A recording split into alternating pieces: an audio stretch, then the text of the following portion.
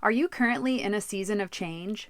Join me on the spring equinox for a one-night-only live masterclass event where I'll be teaching you my 5-pillar framework for shift. We'll harness the transformative power of this season's change together.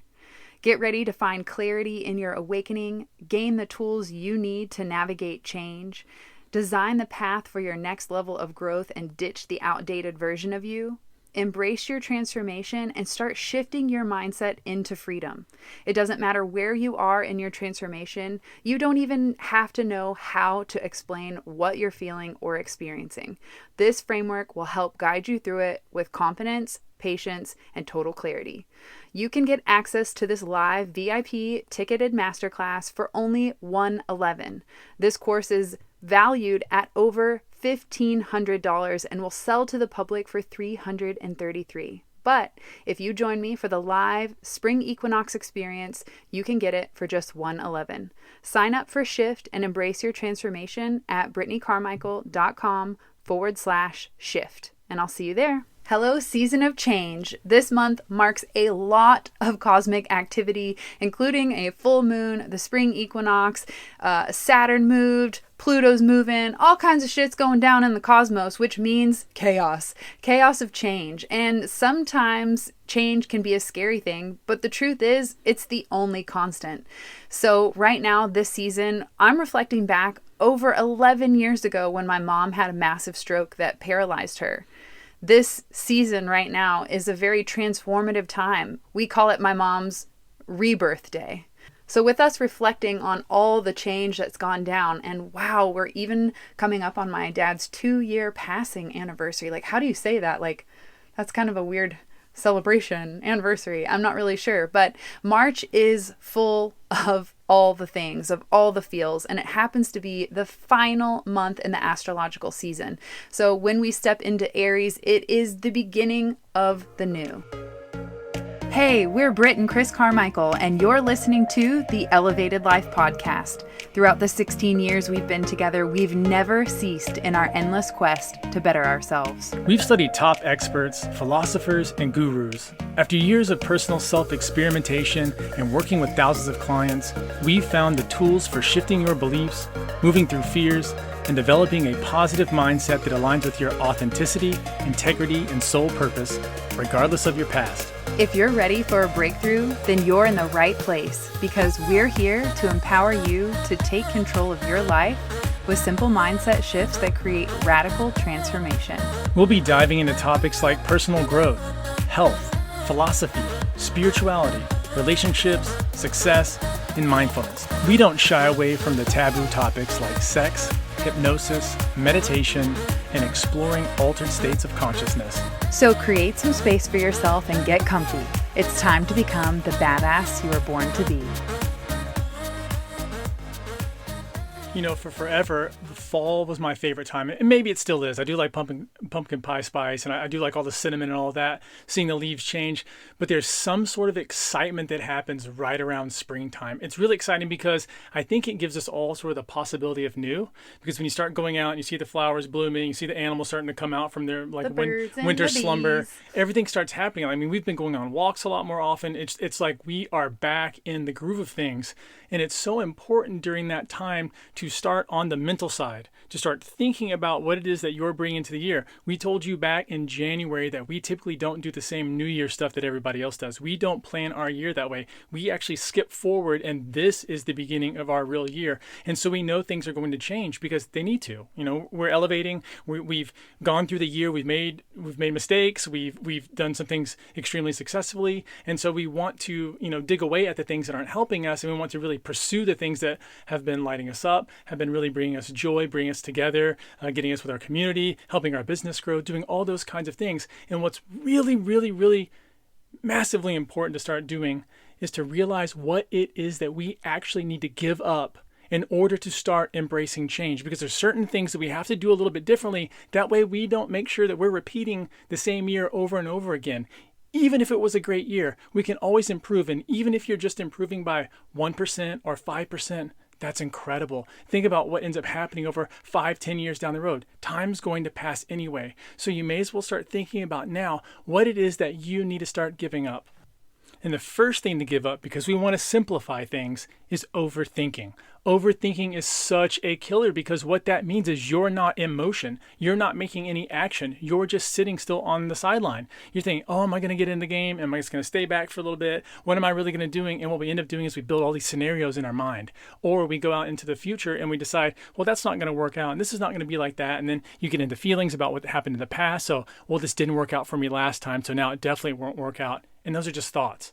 So all those limits, all those things that are holding us back oftentimes, it's just because we're sitting there thinking too much. A lot of times what we need to do is take our thinking and split it in half. This is one of the big secrets that I always teach people if they have a habit that they want to get rid of.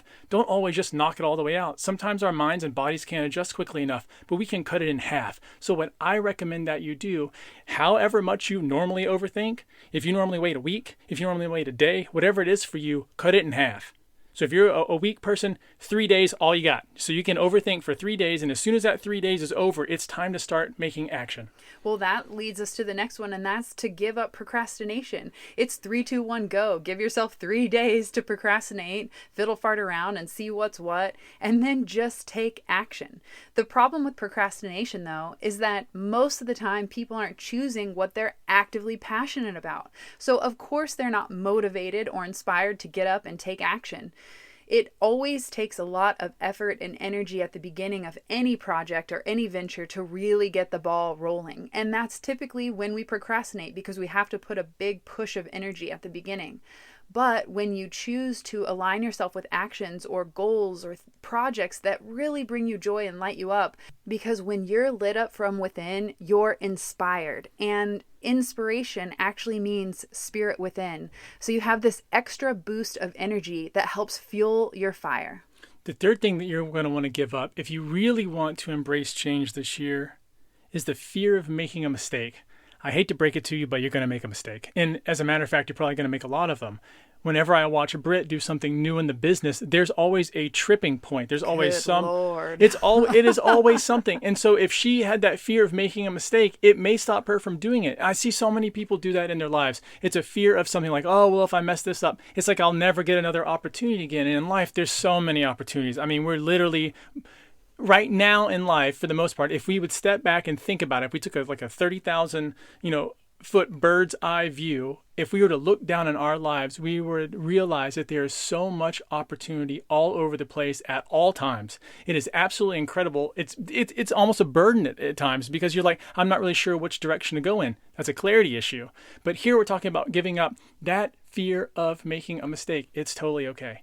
I think a lot of times that's why we procrastinate. That's also why, going back to overthinking, that's why we do that too. It's because we get so fearful that we may mess up. And I think it comes from school. Because if you're anything like it was when I was a kid, when you did poorly in school, you went home and it wasn't that much fun. The parents came and talked. And maybe they talked with some other things besides words. And it's really important to realize that as you get older, that we're always going to be fumbling. There's always going to be times where we have to pick ourselves up and keep going. What's really fascinating is often if you do make the mistake and you'll sit back for a moment and reflect and say, well, how can I do this a little bit better? How can I show up next time and not make it this way? Then the answer normally shows itself and then you don't have to do it again. And what's really great to do from that position is to tell somebody else who is just about to go through whatever it is that you're going through so they don't have to have the trip. I feel like we've always joked and said, we've failed our way to success, which is sadly not a joke. Yeah, it's absolutely true. And every single thing is all about refining. I can remember the first year and a half of our relationship, and a lot of times were really good, but there are a lot of times that were really bad too. Mm-hmm. Just weren't great. And I think we were just sitting there like, what are we doing? How is this not working out the way that I really would like for it to? What is going on? And having real honest conversations. A lot of times, one of the things you also have to give up is lying to yourself. You have to start being honest. You have to be like, I screwed up. That was a mess up. Hey, I had a day, I had a week. Things went wrong. I tried, but it didn't. So let's move forward and do it next time a little bit better. That leads me to the next thing for you to give up, and that is trying to people please and be accepted by others, trying to fit your star-shaped self in a square box. It ain't working anymore.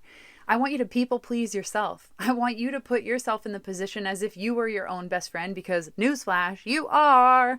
And treat yourself like you would want to be treated. And stop bending yourself or watering yourself down or dulling your sparkle to make other people comfortable. You actually make people comfortable by being your authentic self. The people that you're trying to please are usually the ones that feel small when you shine your brightest. It's always important too. I think this goes back to childhood again. I think the childhood in so many ways gives us our sort of skewed picture of the world. And that is because when you were younger, if you did something that someone liked, you typically got rewarded.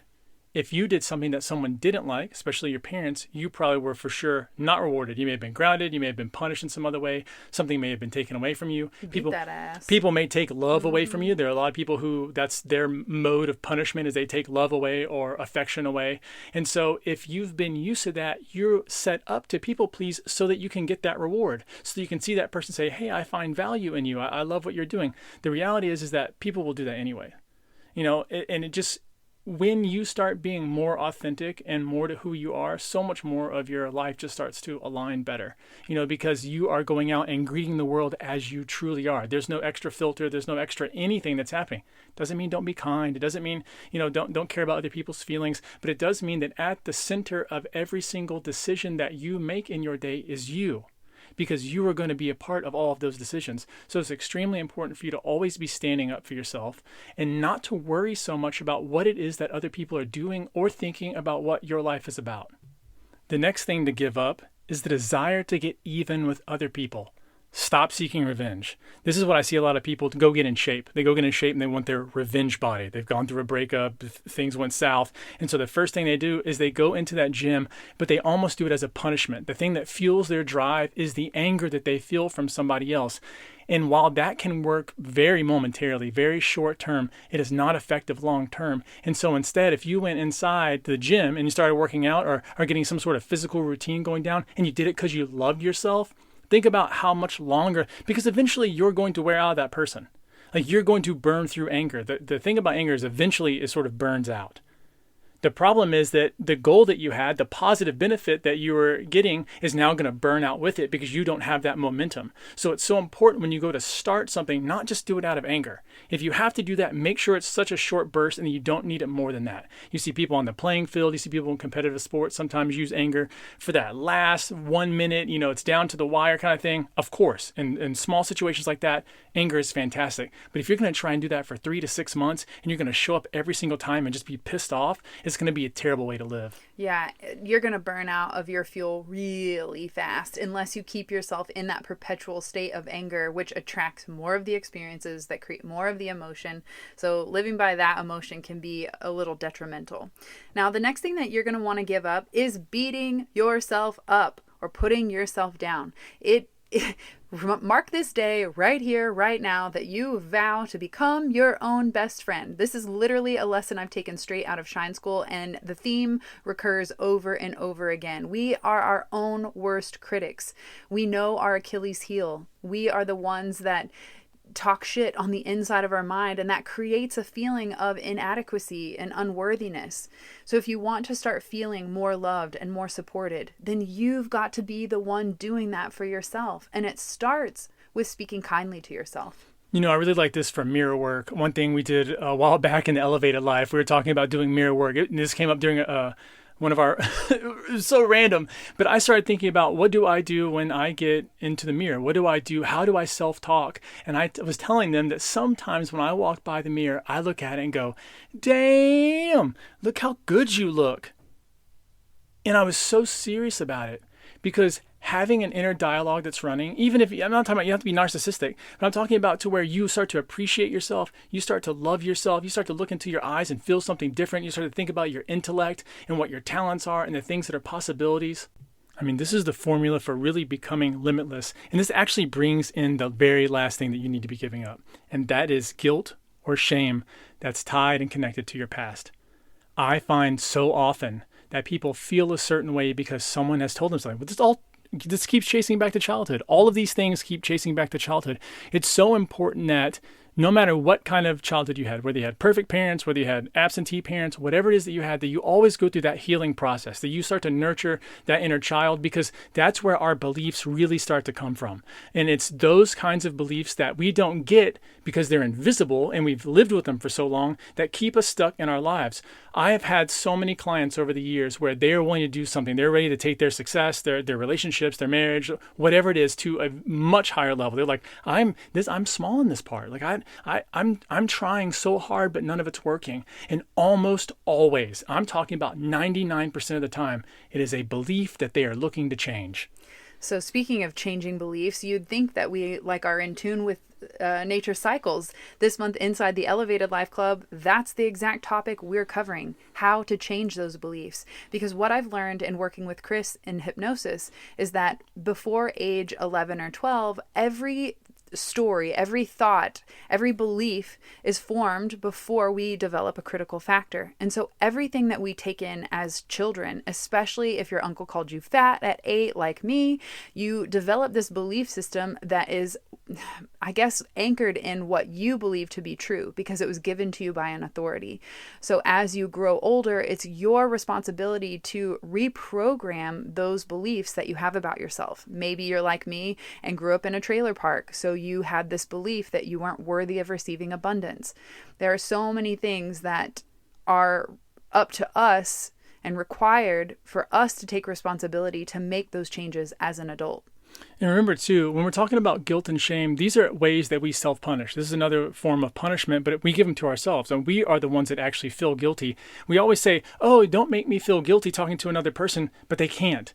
No one can really, unless someone's strangling you, no one can really make you feel something. You feel it yourself. It's your reaction to what it is that's going on. You know, they say guilt just stops you from enjoying the choice that you make. That's why for me, Britt asked me one time, she's like, do you feel guilty about this? Or when we have to cancel with somebody, do you feel guilty about? No, if we had to cancel that, we had to cancel. I mean, that's just the way that it works. Like if we're busy, we're too busy, we're too busy. There are opportunities that I would love to be able to go to every single thing and to meet every single person's expectation on it, but it's never going to work out. And I know that. And so when it does not work out, I don't feel bad at all. I just move right along with my life. So it's those kinds of feelings. The reason why we're trying to give up a lot of these things is because they take on an energy of their own. All of these things are costly to you. If you have fear of making a mistake, if you're procrastinating, if you're the perfectionist, if you can't get rid of that guilt and shame, all of those things dampen the amount of total energy that you can spend at one time. And so if you are full bore, if you didn't have any of those negative thoughts, if they are totally gone, if you were talking to yourself the right way, if you're feeling the right way, if you're taking care of your body the right way, and you're firing on all cylinders, that would be you at your peak. When you are talking negative to yourself, when you are down in the dumps, like we're talking about, attitudes and ideas that you have to change, you're only operating at like 20 or 30%. And then what's amazing to me is I've met and seen so many people who at 20 and 30% are still killing it.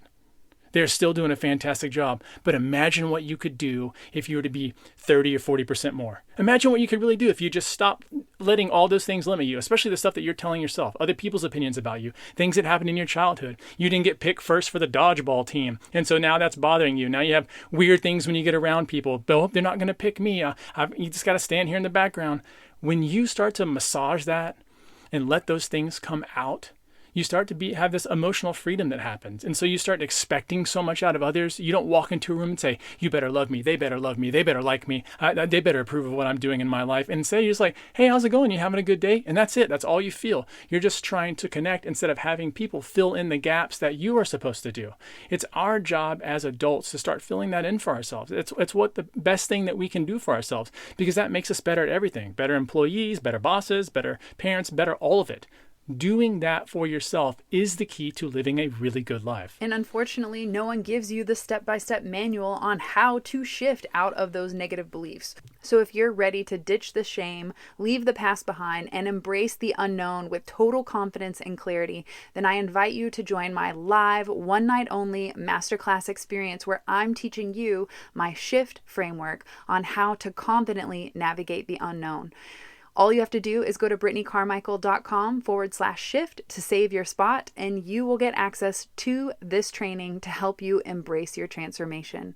I hope you've enjoyed this podcast on all the things that you can let go of in order to embrace your authentic self and create that space for freedom, fun, and more joy and pleasure in your life. Let us know how you enjoyed this by tagging us over on Instagram and letting us know your aha and takeaway and what you're going to ditch. Until then, we'll catch you next week. Peace.